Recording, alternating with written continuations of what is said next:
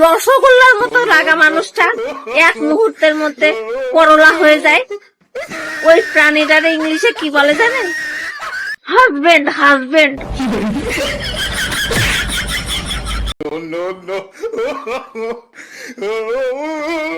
কি চিনতে পারছেন না?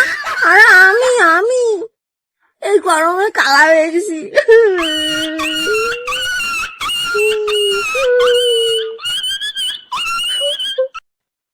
এই গরমে বেশি বেশি করে ডাবের জল খান, আর ওই খালি ডাবটা ওই সামার লাবারদের মুখে শুয়ে মারেন।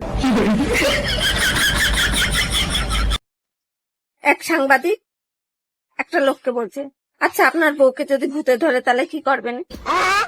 লোকটা বলছে, আমি আর কি করব, দোষটা যখন ভূতই বসবে। সাংবাদিক বলছে, আচ্ছা আপনার বউ যদি হারিয়ে যায় তাহলে কি করবেন? লোকটা বলছে, তাহলে কাগজে বিজ্ঞাপন দেব, যে পাবে তার। শোনো বোনেরা, ভাবছো ভালো বর পাবে? ওই আশা ছেড়ে দাও। ভালো বর কারোর কপালে জোটে না। ঘষে মাইজে কিলায়ে গুতায়ে ভালো করা লাগে। মগজে ঢুকেছে?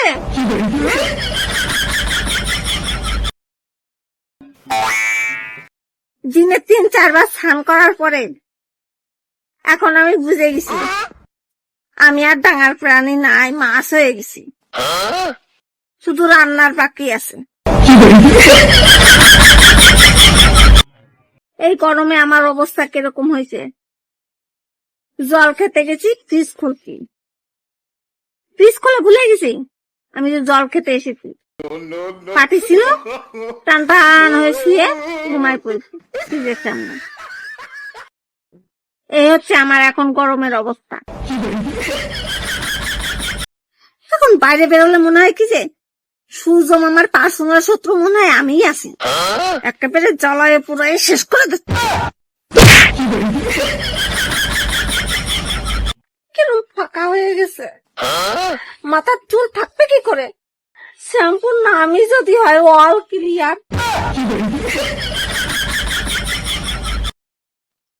এক সাংবাদিক একটা লোককে বলছে, আচ্ছা আপনার বউকে যদি ভূতে ধরে তাহলে কি করবেন? লোকটা বলছে, আমি আর কি করব, দোষটা যখন ভূতই বসবে। সাংবাদিক বলছে, আচ্ছা আপনার বউ যদি হারিয়ে যায় তাহলে কি করবেন? লোকটা বলছে, তাহলে কাগজে বিজ্ঞাপন দেব, যে পাবে তার।